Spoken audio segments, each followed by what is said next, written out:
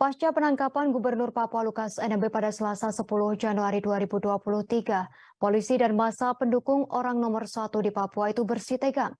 Markas Brimob Mako Brimob Kota Raja Kota Jayapura diserang massa yang diduga sebagai massa pro Gubernur Papua Lukas NMB. Pada hari ini, sekelompok massa itu menyerang Mako Brimob dengan menggunakan batu dan anak panah. Penyerangan itu dilakukan lantaran mereka mendapatkan informasi Gubernur Lukas NMB yang dibawa ke Makobrimob.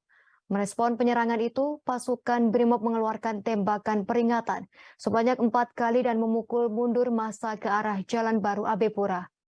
Selanjutnya, saat ini situasi di depan Brimob Kota Raja sudah kembali kondusif. Sementara itu, pihak keluarga sempat memaksa diri masuk ke pangkalan TNI AU Silas Papare, lokasi di mana Lukas NMB akan diterbangkan ke Jakarta. Mereka mendesak aparat keamanan agar memberi kesempatan bertemu dengan Lukas NMB.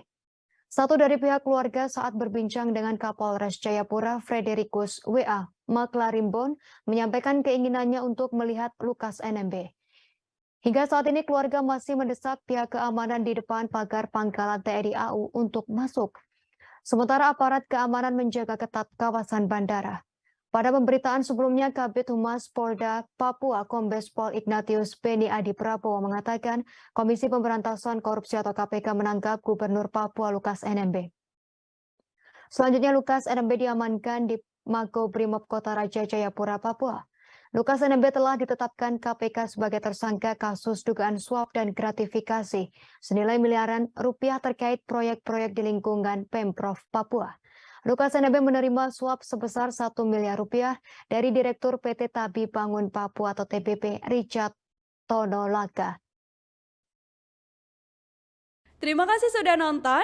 Jangan lupa like, subscribe, dan share ya.